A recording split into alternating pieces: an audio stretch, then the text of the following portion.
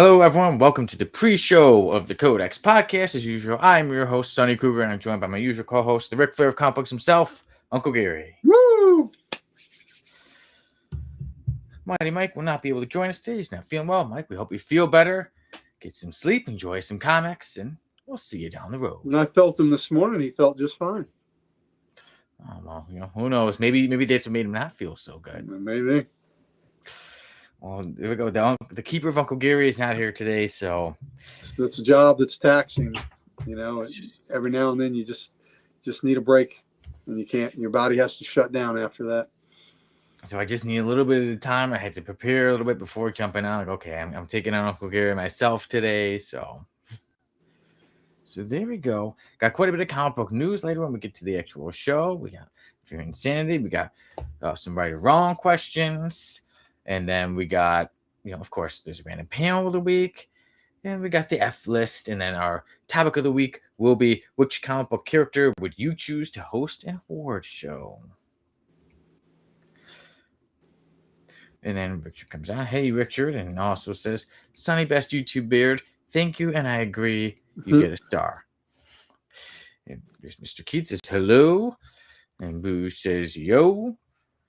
Yeah, so glad to have you all joining us today. Yeah, so yesterday was St. Patrick's Day. Gary, do you have any Irish in you or no? I'm a little bit Irish, more Scottish than Irish. Oh, Scottish. I have some Irish in me.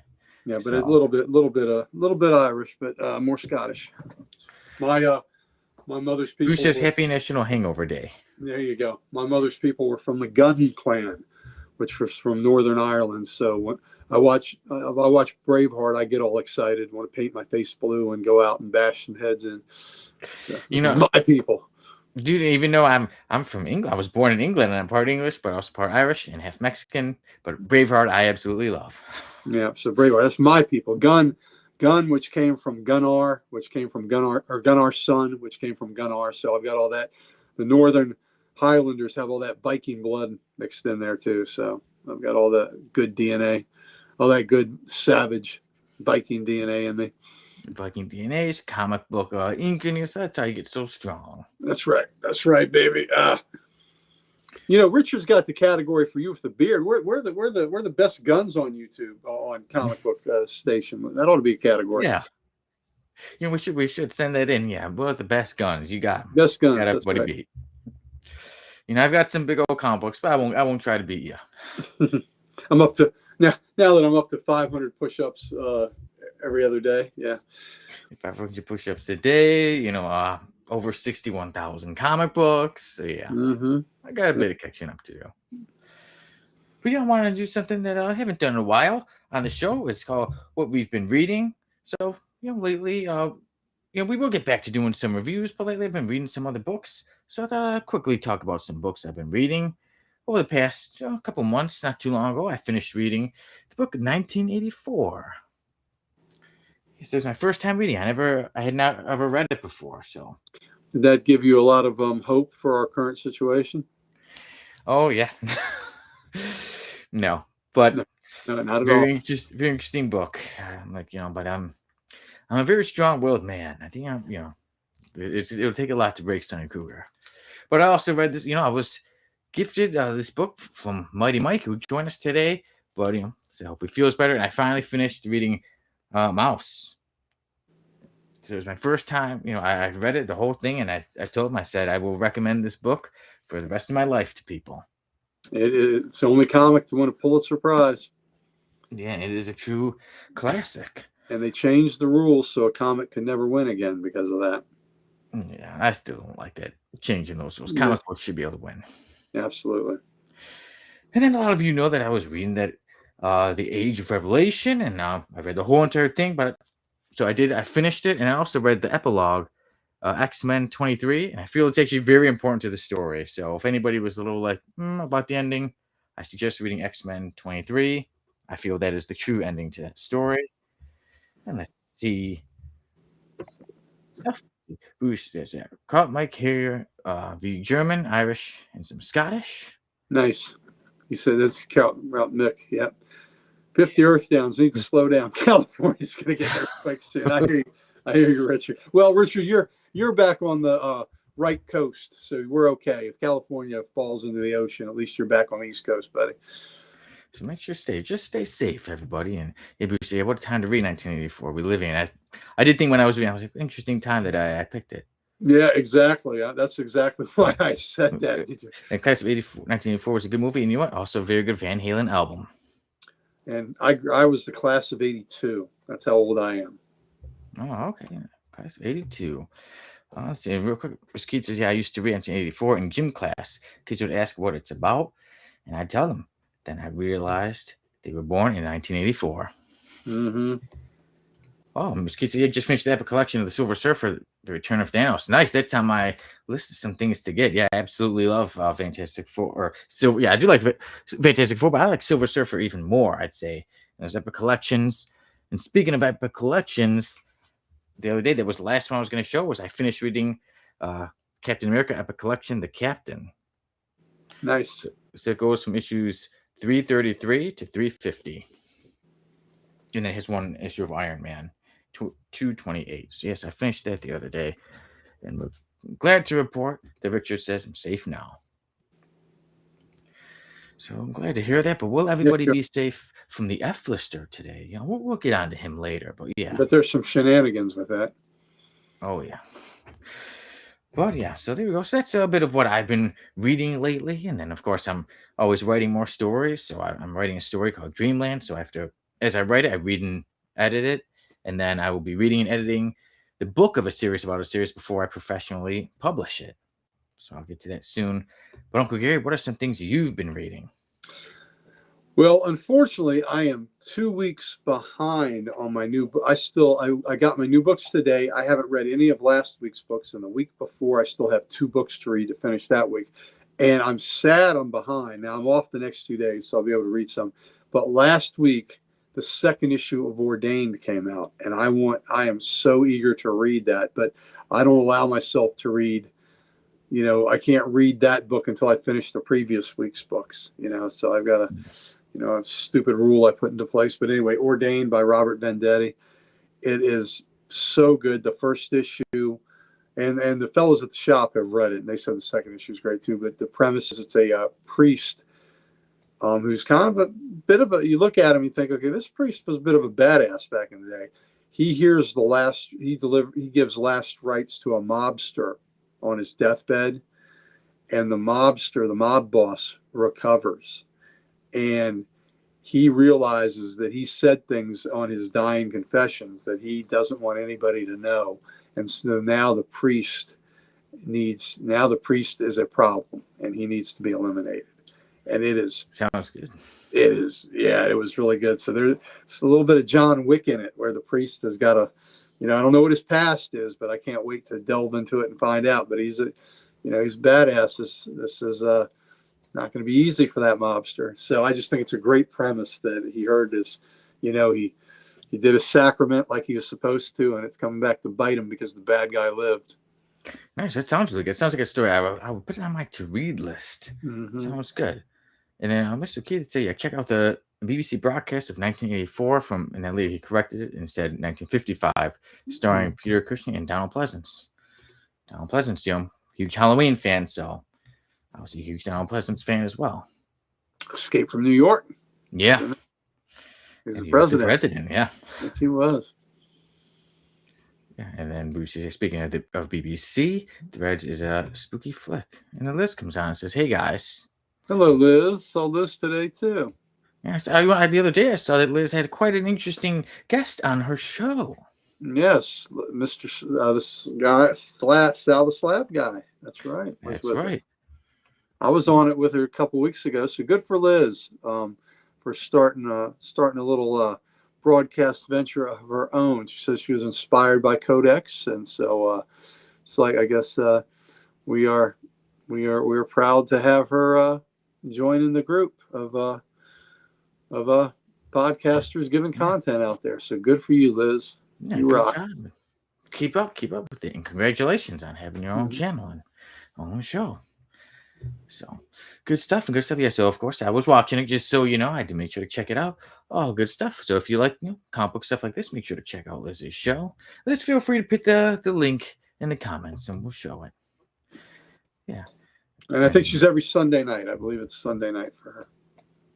All right. Yeah, Rich, today hit that like button, nerds, and do some push-ups. Do some push-ups, baby. That's right. Start out small. You don't have to do 500 like me at a time. You can just do 5 to start. Yeah. So even if it's 5, it's 5 better than nothing. That's right. Start out small. Build up. You know, the other day I didn't do 500 the first day. The other day I was doing some, and then later, hit the chest. I was like, oh, what's happening? And then I'm like, I just gotta remember I was doing push-ups. I was doing a little more. There you go. And yep, so every now and then it happens. But if it like persists, you know, then maybe get it checked out. I need to have Sonny on too. Yes, Liz, I look forward to it. We will chat, and I look forward to being a guest on your show. I was gonna say, where's my invite? But I didn't want to invite myself. You know, and then so this real quick says Sundays at 7:30 p.m. There you go. And then Richard comes in with the link. There you go. Right there you go. Look at Richard. Look at Richard on it. I tell you what. When you need a friend doing podcasts like this, you can't have a better friend than Richard. So there you go. There's that link right there. So, Uncle Gary, I'm ready. I'm ready. Are you ready? Yeah. Then okay, it's time. Let's get to the actual show of the Code X podcast.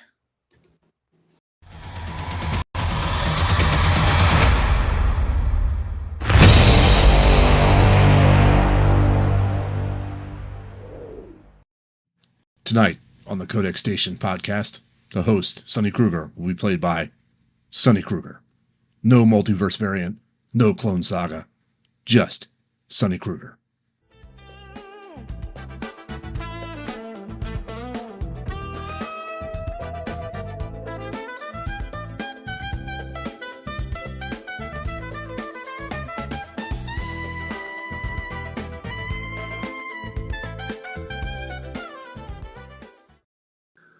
Well, when did you get a jazzy new opening? Last week, Sale brought that to me, and I was like, all right, let's see it. And then I watched it live just like everybody else did. So, dude, I like that. It's pretty cool. And then the crowd came in and agreed that we should keep it going.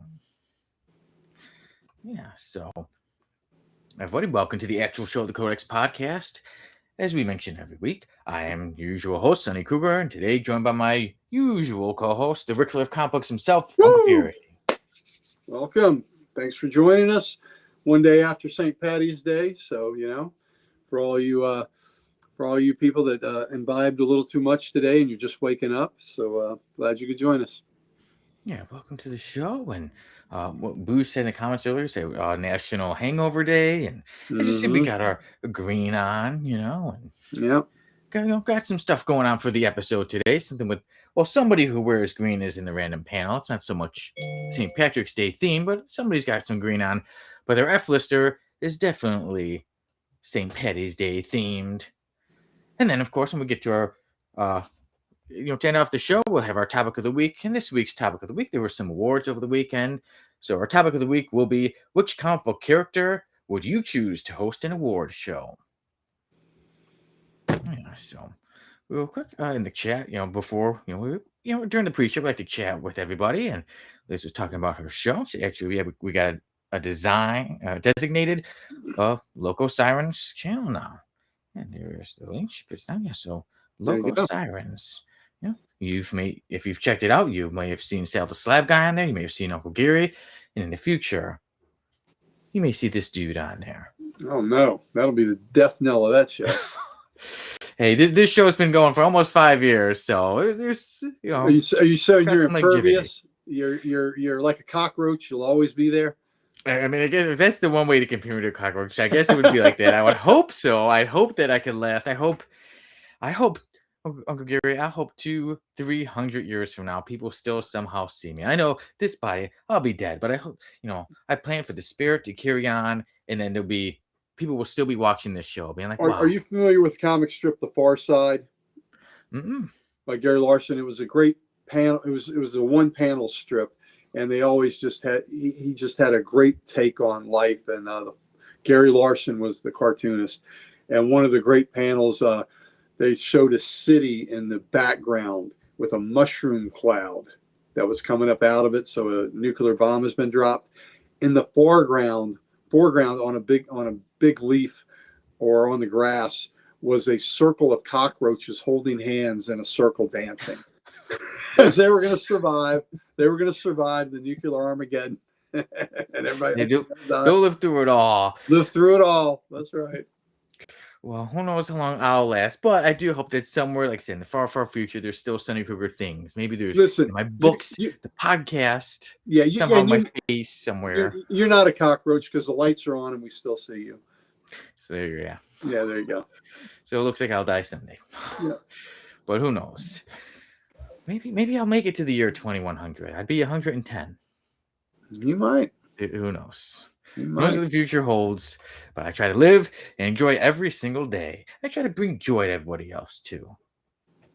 So we've got quite a good show today that we want to entertain everyone with.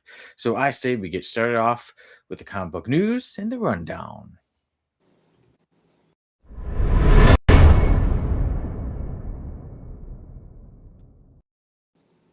Pretty much the biggest comic book news that dropped today was the trailer for Spider-Man Brand New Day. We saw some big characters in it. I mean, we'll get onto it in a little bit, but Spider-Man Brand New Day is set to hit theaters July 31st this summer. And you know me, I love my X-Men and obsessed with the show. So X-Men 97 Season 2 is getting a Prelude comic book. And it is set to come out in the summer, so almost there. It'll be a 5-issue storyline set in between seasons 1 and 2. Then there's also a fight. There's rumors going on, and we've got Grant Morrison versus Damon Lindelof.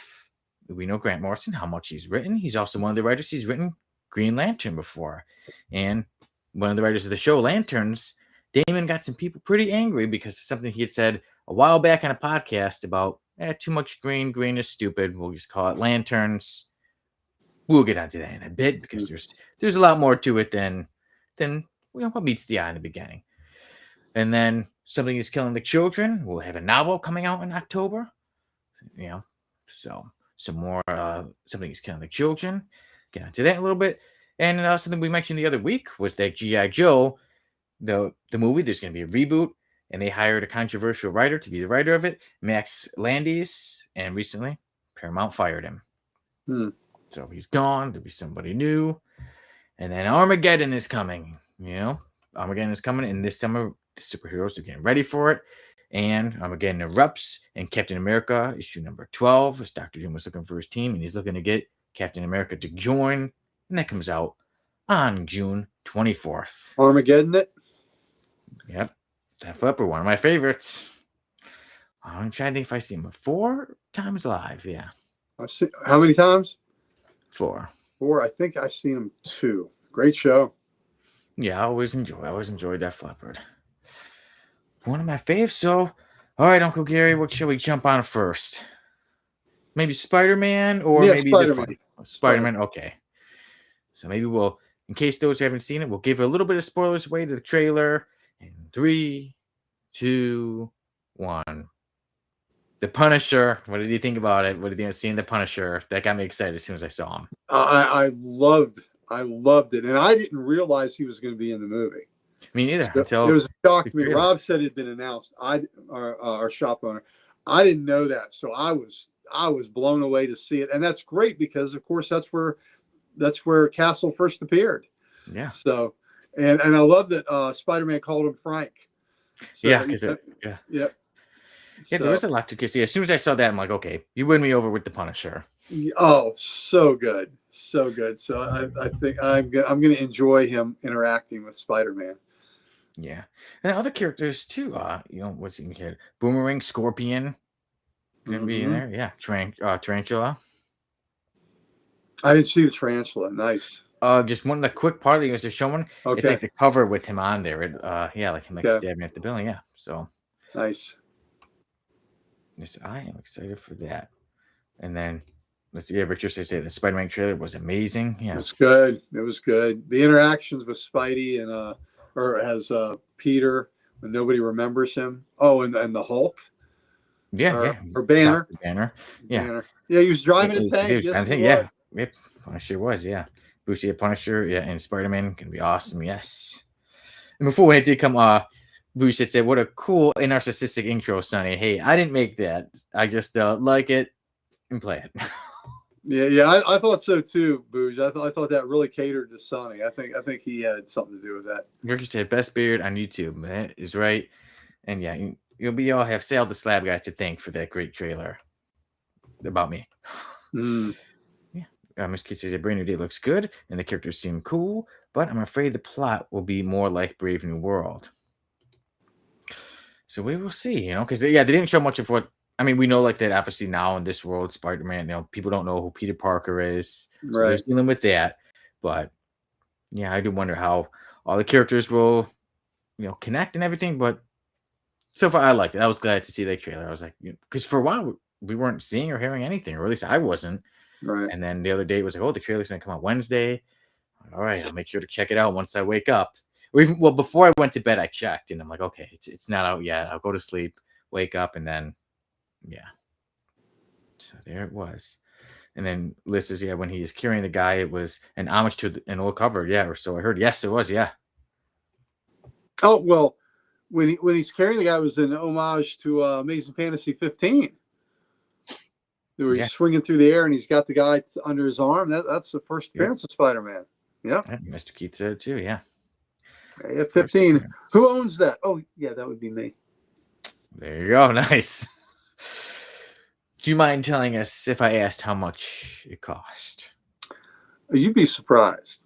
I bought that book probably 10 or 12 years ago for $3,300. And how much is it worth now? What do you say about? Not $3,300. I would say a lot more now.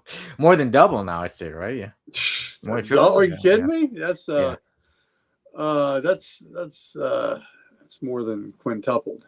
It's nice. A lot. It's a lot. So yeah, it's going nicely up, let's say. Nice. Yeah, so was it the most you paid for a comic or no?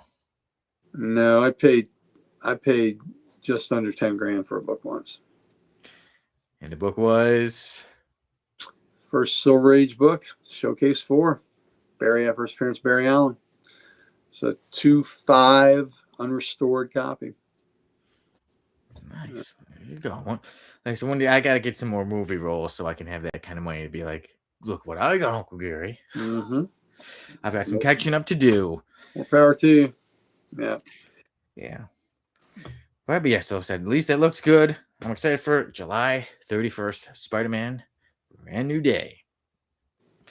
Let's get on to that battle, first, between Grant Morrison and Damon Lindelof, because there was a lot going on between them. I want to make sure they have a lot right. So what was going on is that Damon Lindelof, one of the writers of the Lantern show, he was on a podcast called Love It or Leave It.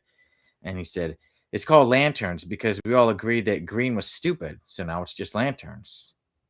So people were very mad, including Grant Morrison. And Grant Morrison wrote Green Lantern, 2018 and 2021. And he had said, it's a shame of HBO hiring someone who's ashamed and in denial about the source material to develop lanterns. And then let me go on to more what he said. Why does a writer attach himself to this kind of narrative if he thinks it's fundamentally stupid?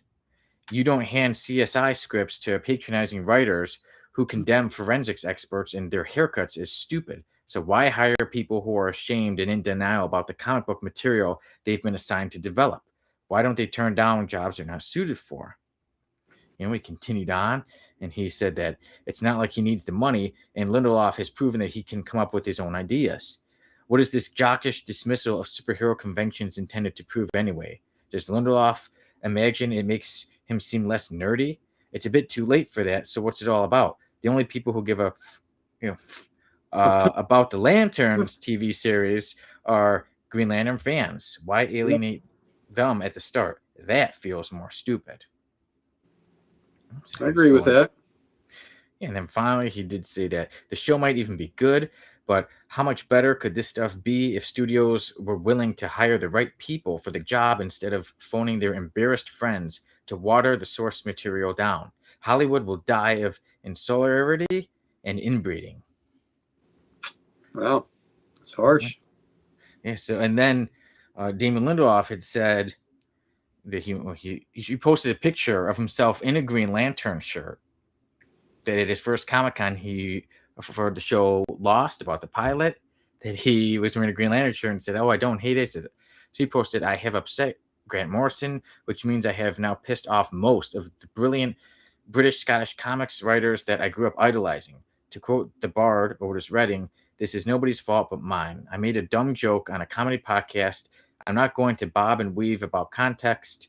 The joke was dumb. The fandom is not. I owe them an explanation and a genuine reflection of my actual feelings." Nice. So Okay, that's a good mea culpa. Yeah, I will say, we do make mistakes in life. I will say that. Dan was saying, Dan Kelly in our comments or in our group chat, he was saying, he's like, he backstepped on that very quickly. Mm-hmm. He did. Yeah, but like I said, I do understand sometimes people make mistakes, and hey, we have a podcast. We've said many things here, so I do understand sometimes people could take one sentence and take it, mix it up, get people mad. And first Richard said, "I can't wait for the Doomsday trailer." Same here. I'm trying to think about it too much. And Boo said, "July 31st is my birthday. It'll be a nice present." Yeah. Spider-Man movie. Yeah. And I like that. Good birthday for you. Yeah, that'd be a good one. Richard said, "Yeah, I think we should leave the stupid comic book comments to Zeb Wells and Liefeld."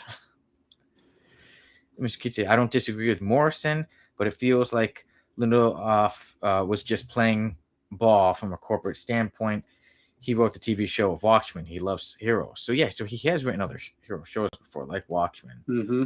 Who said, "Yeah, I'm eager to see Lanterns, but can't say I disagree with GM." He says that was a good rebuttal. He says that was a good rebuttal by DL. Yeah. So, with the show, I mean, some of these people, we all got to watch what we say. There's over 200 hours worth of me talking on Codex. So who knows? One day someone may catch something I said and say, "Oh yeah, don't give him that job. He did this." But so we will see. And then he's lucky he had that picture to say, "Look, I have a picture of me wearing a Green Lantern shirt." And it didn't look AI. Now you got to watch out with AI, but it looked like a legit picture. So I think he meant it. Yeah. So the Lantern show comes out in August on HBO. A lot of content this summer. Yeah, like I said, Spider-Man, the Lantern show, Supergirl in the spring. Yeah, so Supergirl coming out soon. It's not superhero, but Mario next month. We got, and then I know some things are not actual comic book stuff, but Mortal Kombat will come out later. Street Fighter will come out. Yeah, but now I'll go on to my X-Men. Just say that X-Men 97 season 2 is an official prelude to the series. It'll be 5 issue limited run, and it will be written by Steve Fox, and the artist will be Salva Aspen. Yeah. And Aspen, they also previously collaborated on the X-Men 97 Prelude comic for season 1. Yeah, and that is set to come out June 3rd. And Mr. Keith says, Dune 3 looks dope. I'm very behind on my Dune. I'm going to have to check out the Dune movies. Maybe I think I'm almost waiting, maybe when they all come just within a week. Watch them all. Is the Avengers Doomsday, is that in December? Is that this year? Or is that next year? Doomsday, they were saying it was going to be this year. Okay. So and another one too. Okay. So it's really going to be a big year for superhero stuff. Yeah. And Richard says, yes, Sonny has put multiple Legion heroes on the F list. You were fine with Stoneboy. Stoneboy needed to go. But he's a substitute too. He's a substitute. Chemical King, no. Sonny got eviscerated on that one. He had to back down. Yeah, I think it still made a good segment. So the things I do for this series. What was his name? Who was a villain? Anti-Lad. He deserved to be on there when he looked like he had a butt head. He was a villain of them. Him, Anti-Lad in episode 155. Anti-Lad, he was a bad one, but he deserves to be on there. All right, and then so something is killing the children. I know this is something Mike would have loved to talk about because he's a huge fan. So Mike, read it. hopefully this makes you feel better, Mike. It's that something is killing the children. We already know this is classic comic book, but it's going to get a novel. And with Crown Publishing Group, in partnership with Boom Studios, will publish Hope is a Knife, a novel. And it's set within the world of Something is Killing the Children. And it will be written by James Tynion IV and horror novelist Kirsten White. And this has come out in October 10th. So there you go, right in time for Halloween. Sonny, are you going to C2E2 in a couple weeks? I actually will not be going this year. I was looking, but I'm towards the end of a novel, and I need to focus on that. And when I go to C2E2, I don't get much sleep. And also, I know with the moolah, it's a bit chunk. I'm gonna have to wait till next year. When it gets to those days, I know I'm right at the end of my book, and if I stop to go there, it'll throw me off. So somebody else may have to go for us. Feel free to take any videos. Let us know how it goes. If there's any announcements, I'll let people know. Like I said, any big news mentioned, we'll mention it here in the comic book news of the Codex podcast. And but earlier, like I said, Avengers Armageddon. Like I said, their event is going to be still leading to the actual Armageddon event. Starts Captain America issue number 12. Dr. Doom is looking to get Captain America to join and his team. So. And then when it does get down to the big event of Armageddon, it will be written by Chip Zdarsky, and the artists will be Frank Alpizar and Delio Diaz. And then, so it'll go right from the Zdarsky Captain America story, right after the Captain America comic books, and that's written by Valerio Schiti. You say Shitty? Oh, SCHITI. So, trying to just pronounce it right. It's a tough one. Yeah, I remember back in the day, Jamie and Tim used to love the way I would say Taika Waititi. It's his name. Taika Waititi. Okay. Hey, people's names, What can I do? But any other news got you excited, angry? Nope. Not angry, not excited. I mean, the stuff you brought up was great. So. So for me, of course, I'm interested about the stuff, but for me, I think many of us would agree that the biggest news was the trailer that dropped today of Spider-Man Brand New Day. Oh, who knows how the movie will be? Will it be insane? I don't know.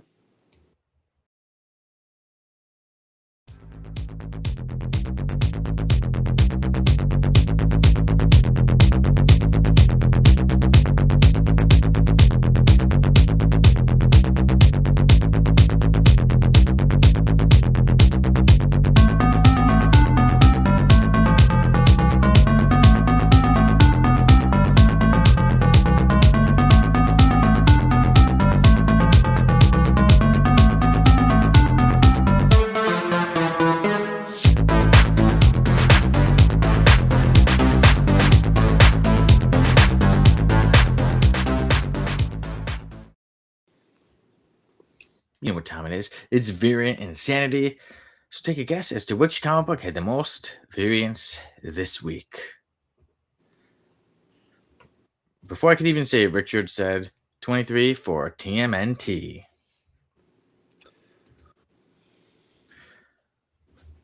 Uncle Gary, what are you thinking? Well, I know there's a new series that had a new number 1 today, but I don't want to say it because I don't want to upset Richard. But it's a certain cat kicker, a certain cat kicker that Richard says he sucks all the time. He had a new book, and that could be it. But I'll go with Thundar and say 33. 33 for Thundar.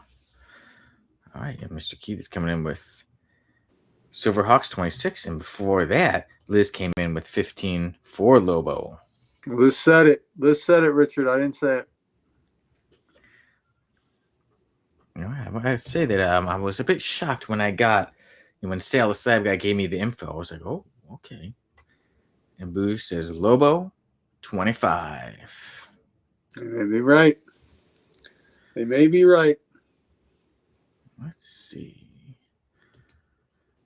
Do you want to give him the countdown or should I?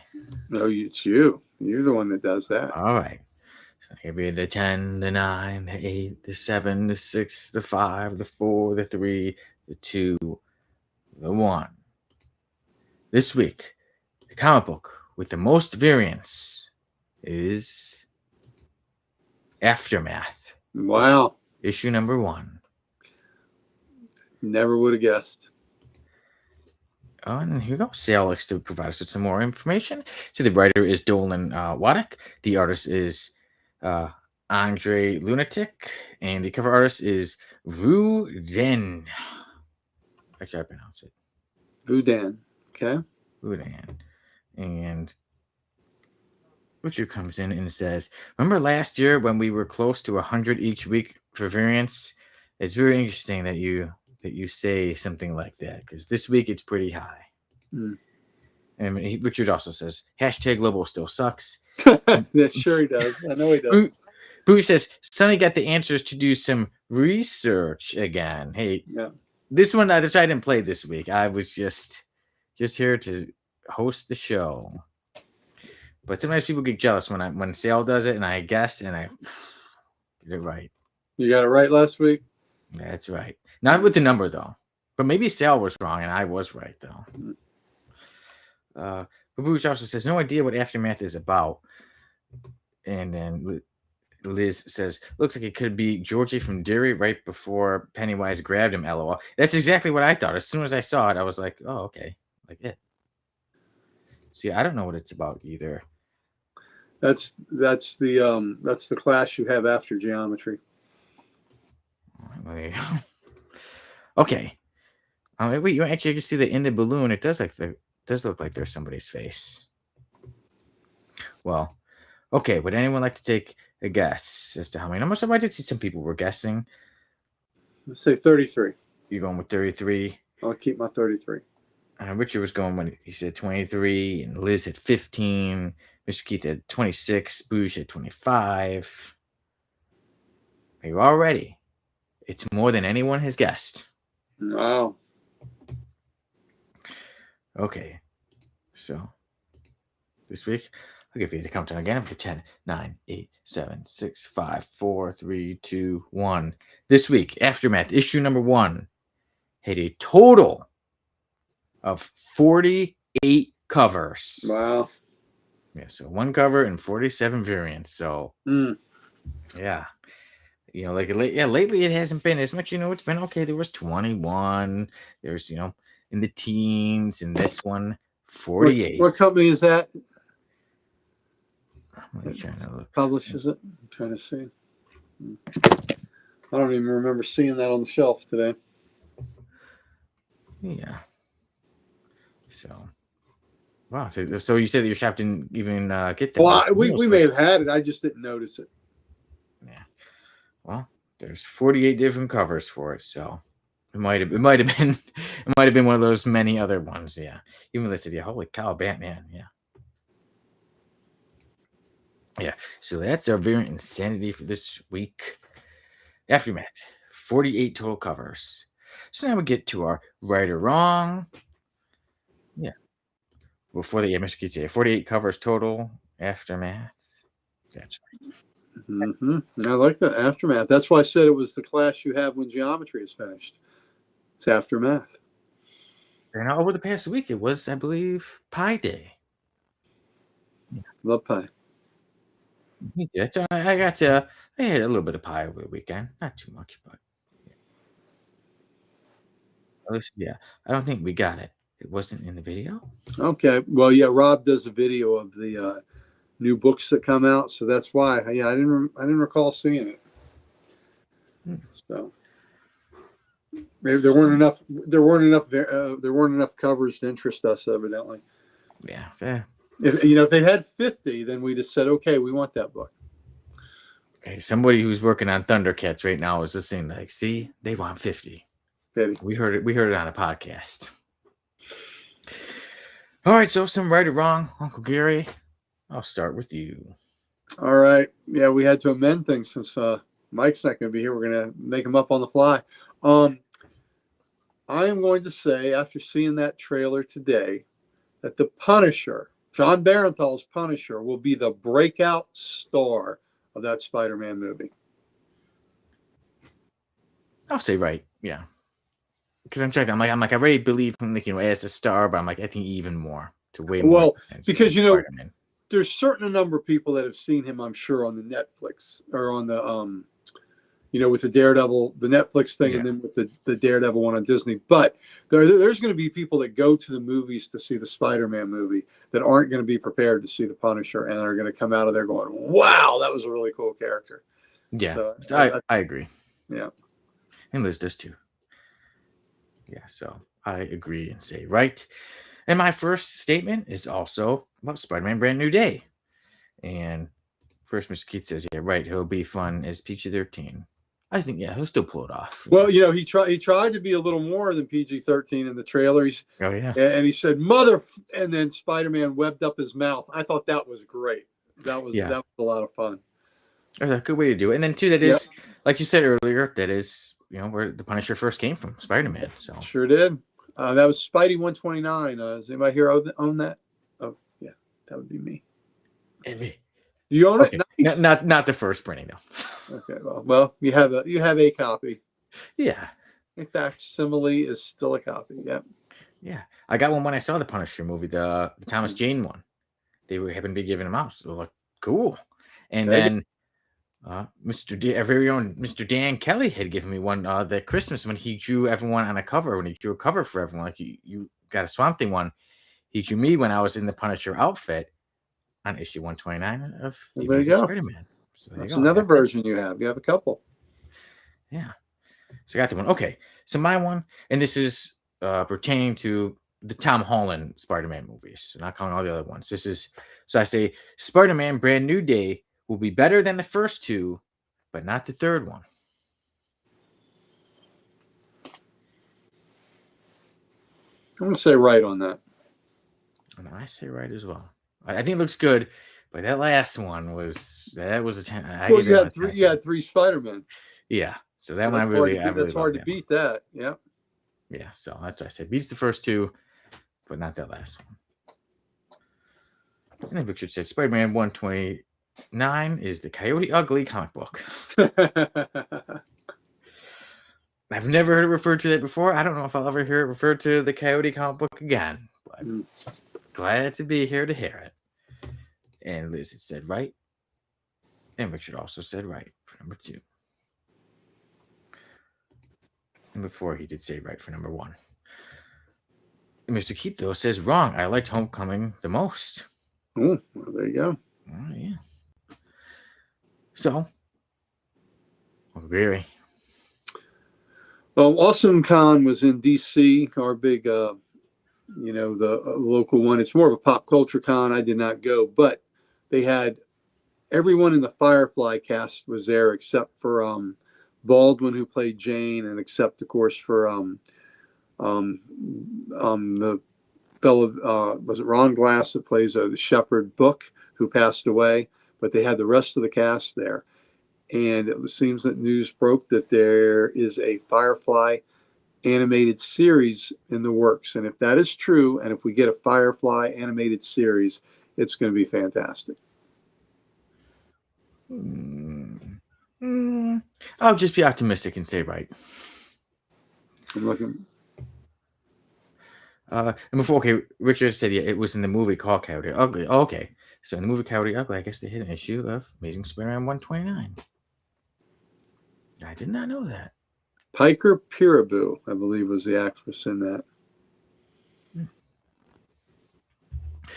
All right, so yeah. So that was Uncle Gary's third one. Liz does say right. Like I said, I'm being optimistic. I'm just going to say right because, well, why would I want a show not to be good? All right. So now I'll get on to my other statement right after I read Mr. Keith's response, he said, right, animated Firefly is the perfect way to bring it back. I agree with that. I think the actors have aged a little bit right now, and I think do it on animation, they can be forever young. Yeah, good point. So this goes with, who knows, maybe that Lantern show would have been better as animated, but who knows? That's not my statement. My statement goes with the show. My statement is we will see less than 5 Green Lanterns in the show Lanterns.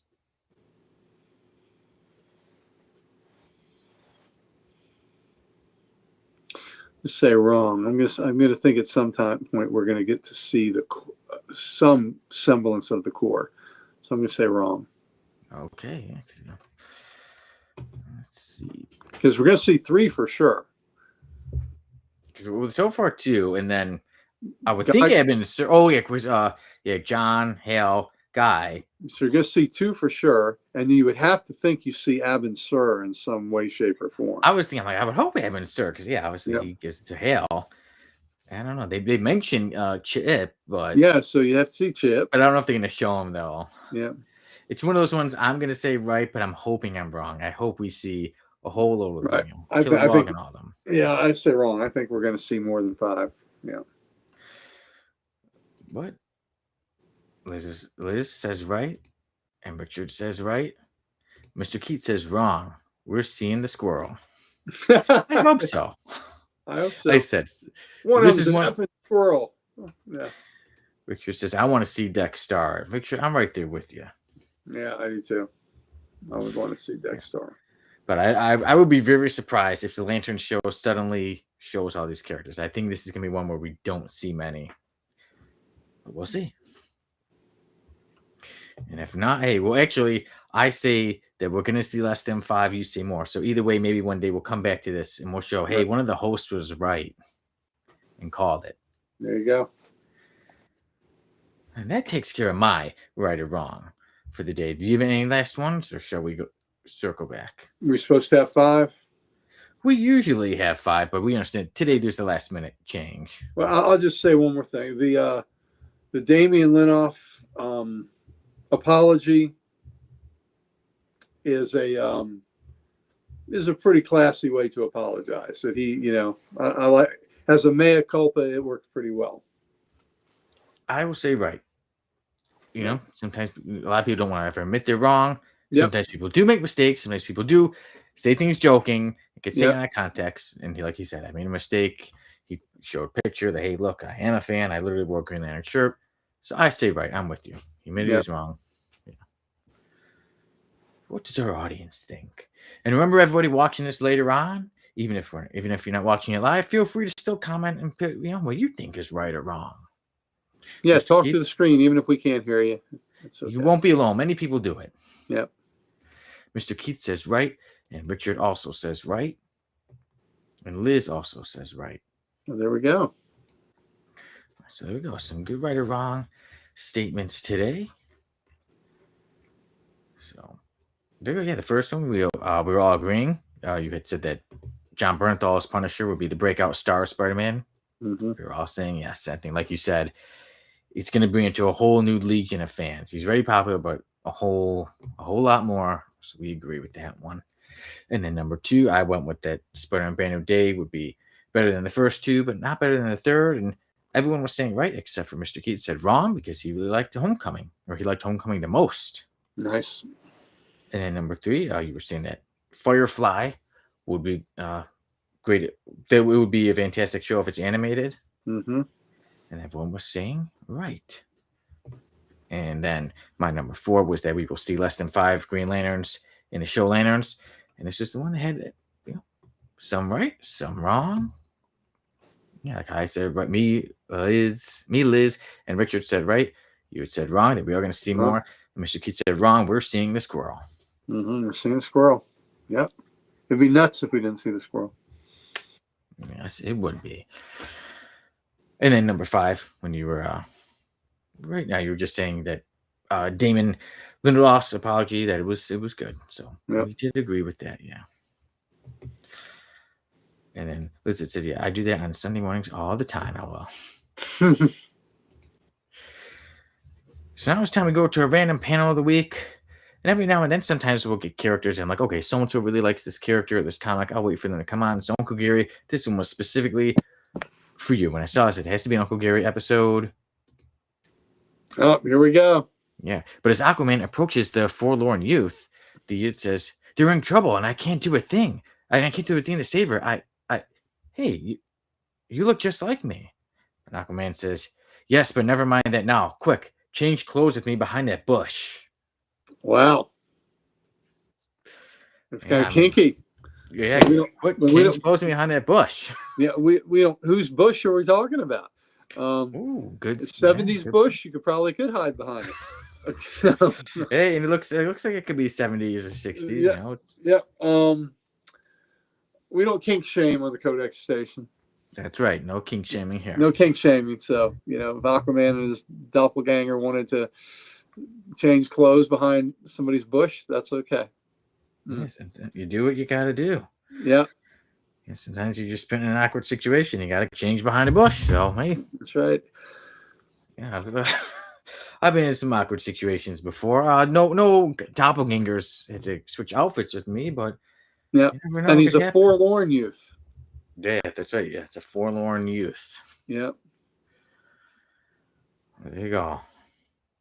Uncle Gary, I know he's your favorite. Does it still make him your favorite? Keep him, just move him down any bit or no? Well, it's the yellow gloved Aquaman, so he's not as great to me as the the modern version, but he's still Aquaman. So I'm not going to kink shame him. It's okay. That's right. No kink shaming here. So there you go. Aquaman and the forlorn youth. They have to change clothes. They quickly have to go change clothes behind that bush. Yep, they do. That's right. Uncle Gary, do you hear that? I hear something, and you know what it's called? What could it be? It's nature calling me, so I'll be back in a minute. Oh, here we go. Look, that is just so wrong.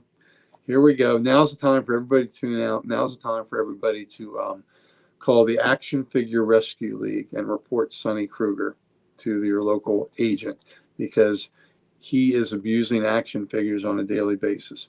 And even though we like to turn a blind eye to it, we there just gets to a point where we can't. He's just hurting too many innocent hunks of plastic, and when that happens, you do get desensitized to it.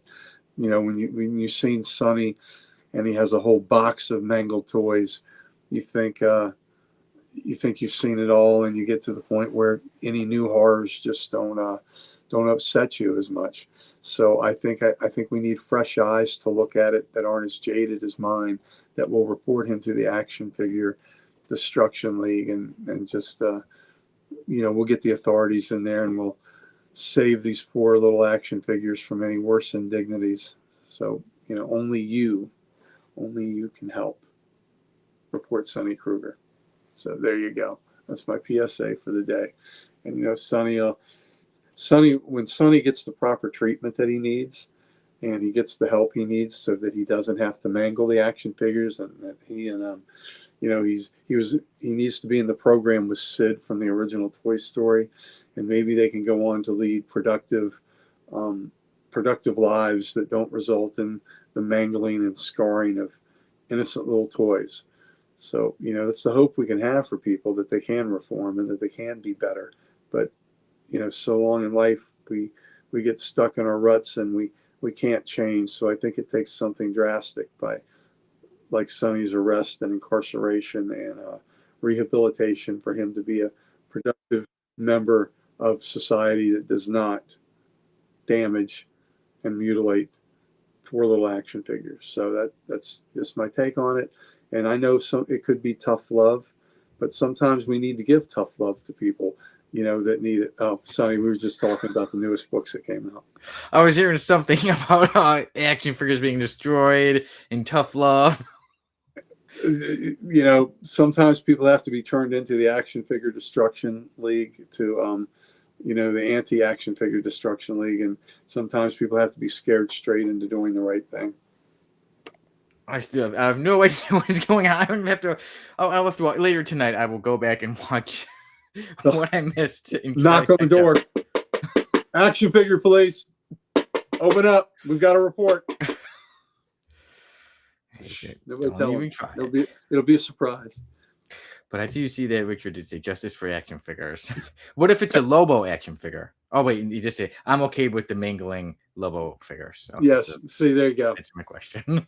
There wasn't a Lobo in the box. Matter of fact, I think Lobo helped them mangle the figures.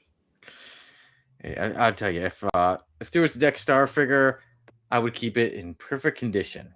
I actually own a Dex Star figure. How about that? Nice. Did it come with Atrocitus? It was with the Red Lanterns. It might have been with Atrocity. It was with one of the Red Lanterns, so I'm not sure which one it came with, but he was in that action figure. Yeah. Cool. My birthday's next month. Let me put my address in the. No, you're not getting the action figure. If anyone wants to put my, I will not be putting my address. That's like sending matches to an arsonist. Why would I do that? Hey, my chameleon. It's out of my reach, but it's in great condition. It's because it's out of your reach is why it's in great condition. I swear it's still in good condition, everybody. Many of my other toys that, out of my reach right now. Kenny Rogers had a song. I just checked in to see what condition my condition is in. Nice. Maybe I'll have to check that one out later tonight. But all right, everybody, we're back, and I'm back. Sometimes nature calls. Sorry about that, but I don't want to hurry. Okay, you'll be sorry when they knock on your door looking for you tonight. When the authorities get there. All right, well, it is time. If this guy had an action figure, I could see somebody breaking it or kicking it like the way Lobo kicked Dex Star. It's time for the F list.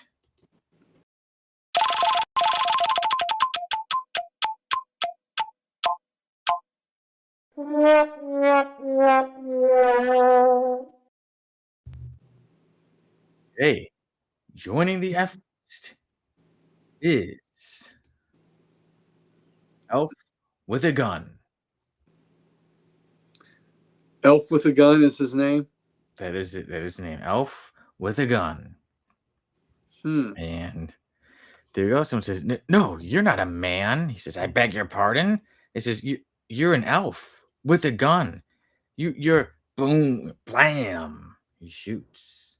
Wow. And there you go.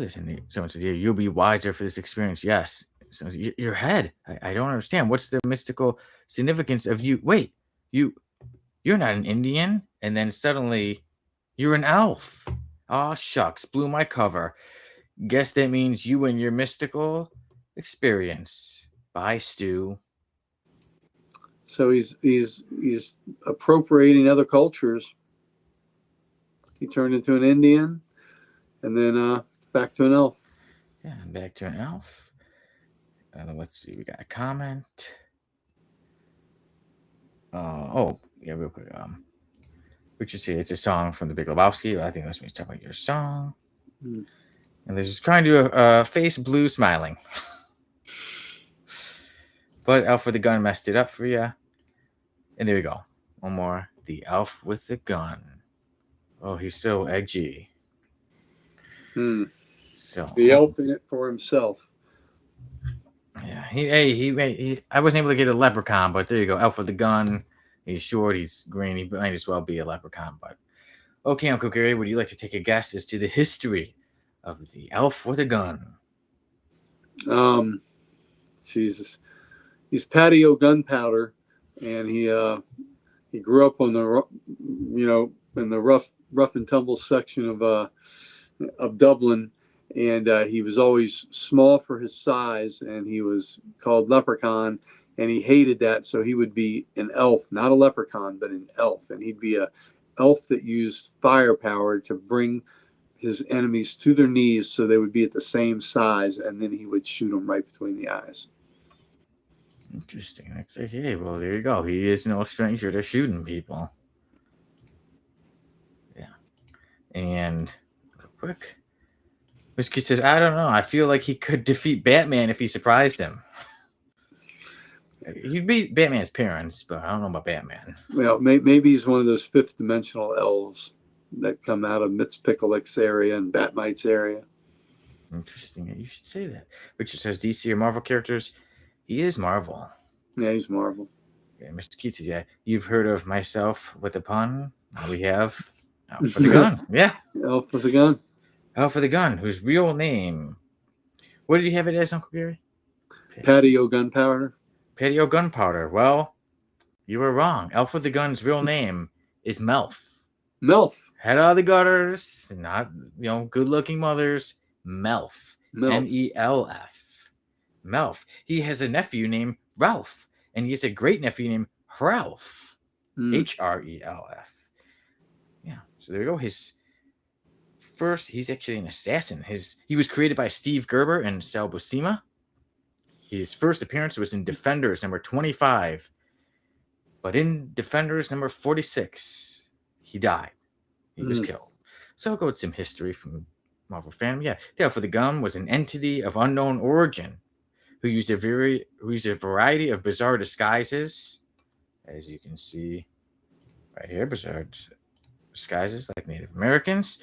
To murder seemingly random people for no apparent reason at all over a period of several months. His path almost crossed that of the Defenders a few times, but they never actually met him or learned of his activities.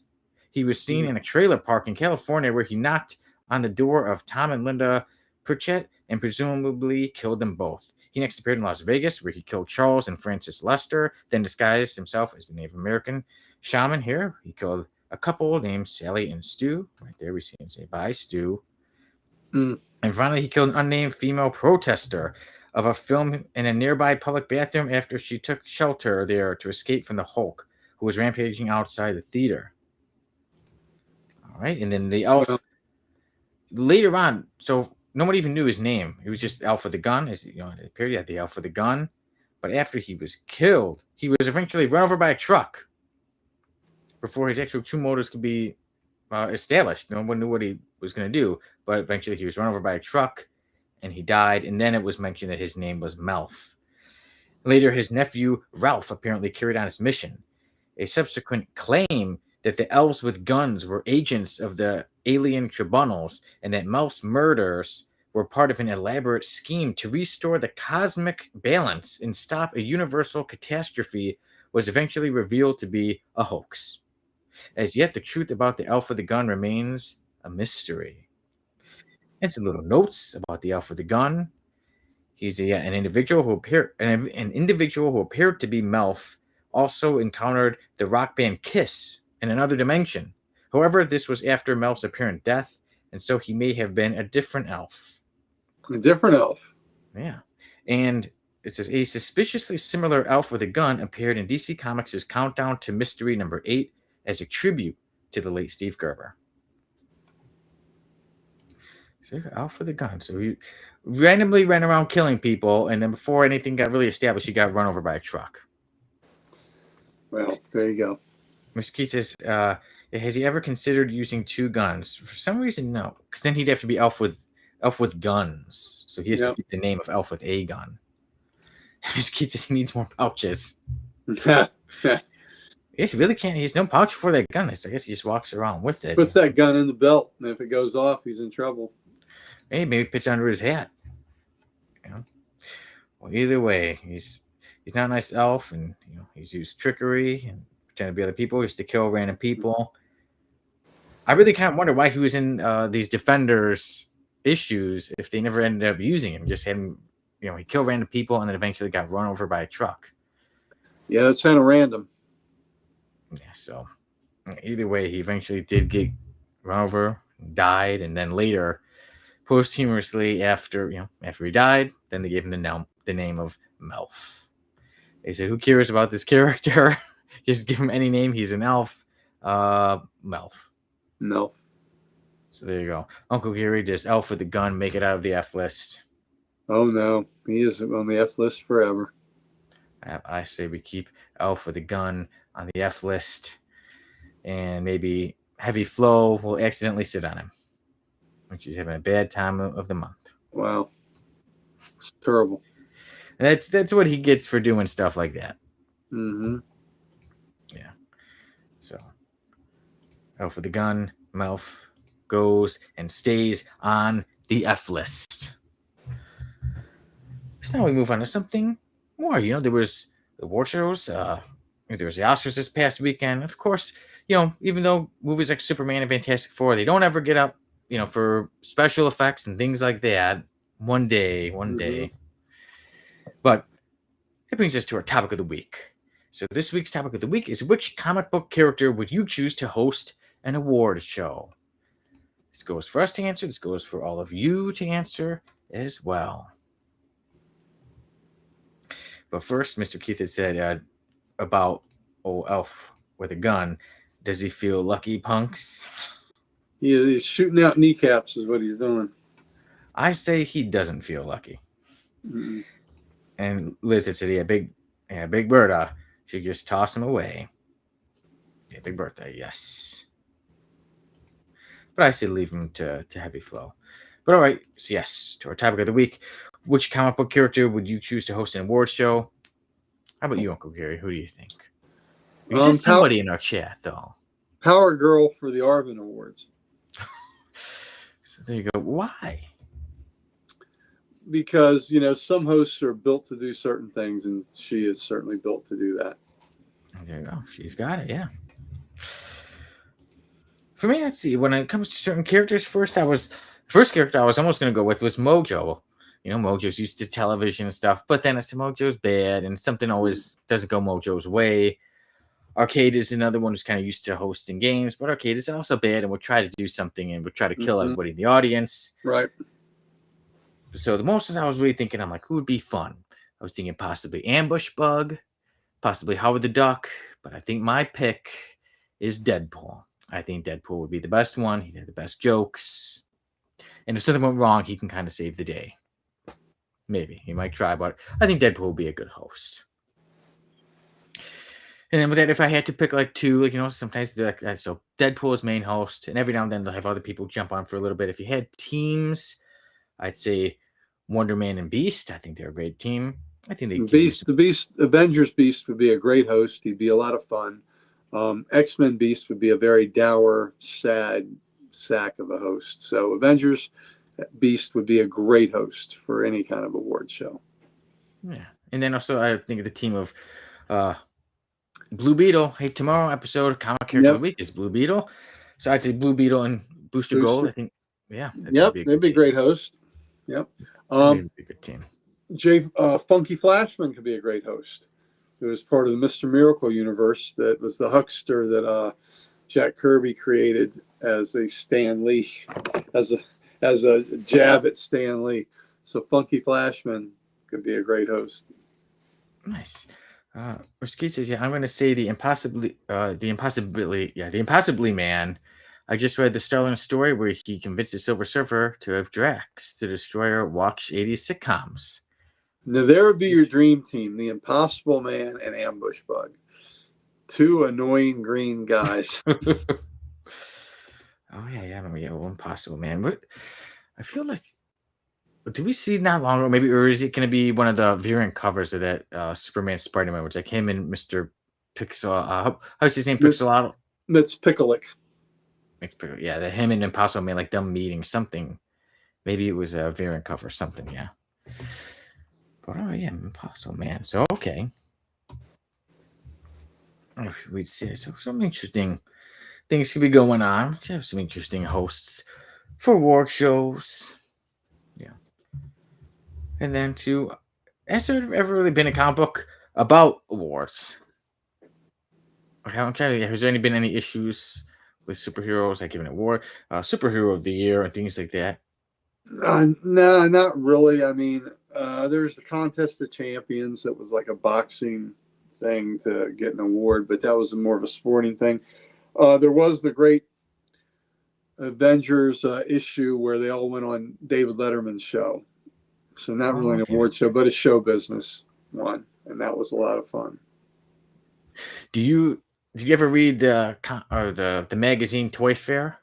Yes, love Toy Fair.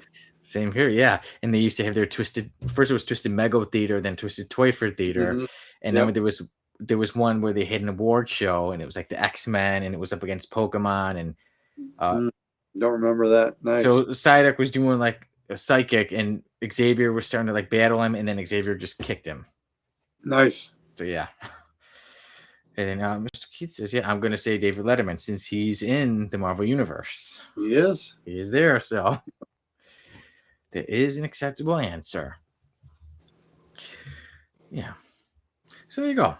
So my pick, Deadpool, would you say there's anybody who you do pick as number one? Well, I tell you what, if we're going to go, Jerry Lewis had a DC comic book where it was his book, Jerry Lewis. So he hosted the muscular dystrophy telethon for many, many, many years. So he could be an excellent host. Right, so that counts. So there we go. We got some David Letterman, Jerry Lewis, and I go with Wade Wilson, Deadpool. And Bob Hope. Bob Hope had a comic too. Yeah. So there you go. Well, everybody, who would you have host a comic book show? Who do you have host an award show from comic books? And with that, I think it's time that we've gone through the whole show, so now we can get on to actual business. We have something that we'd like to give everybody, Uncle Gary, and what is it? Oh, man, look at us. You can tell that we are absolutely positively dripping with the socials, and we would like to give them to you. Hit that like button, and you can have what we have. Mm-hmm. That's right. Speaking of having things we have, feel free to go to www.thecodexstation.com to get some merch, meet the team, and so much more. Absolutely. And then feel free, if you're on Facebook, join a great comic book community. Facebook.com/comic character of the day. We've got our Codex people working on every single day. We have random panel of the week. They have random panel of the day. We have topic of the weeks, and they have everything. Character of the day. Yep. Character of the day. Yeah. So we have character of the week. So tomorrow will be Blue Beetle, but they have comic character of the day. So yeah. So tomorrow, the Codex Station will have comic character of the week, Blue Beetle. Who will be joining you, Uncle Gary? Should be Chris and Sal and Dan Kelly. So should be our usual quartet of comic book custodians of your memories. So there you go. Before we go, Liz said Nicolas Cage would be a hilarious host. I think he would be too. And he's got comic cred because he had a great comic collection. That record-breaking Superman that just sold, or Action One that just sold, was his. Yeah. And too, he is Spider-Man Noir. So That's right. And Mr. Keith says I'd watch him do crowd work. There you go. Yeah, so always good times in the Codex podcast and the Codex Station. So you shall see me next week on another episode of the Codex podcast. Hey, this is episode 190. So we're on the countdown. 10 episodes to episode 200. 200. Yeah, and that will, when I was looking at the calendar, when I was looking at the schedule, that's close around the 5-year anniversary of the Codex podcast / the Codex Station. Big things ahead. We'll depend on some more great shows every week. Every Wednesday, every Thursday, every Saturday, every Monday. Uncle Gary, I know you got your showcase that you've been showing off, and Dan's working on some interviews. He had a recent one the other day. He's working on some more big ones. Codex always working on new things. Yep. And we hope you all enjoy it all. So I'm Sonny Kruger. I hope you have a great day, great week, great month, great year, great life that is a 10 out of 10. And I was joined by the one and only Ric Flair of comic books himself, Uncle Gary. Woo! And you see Uncle Gary tomorrow night. That's right. See you all next week on another episode of the Codex Podcast.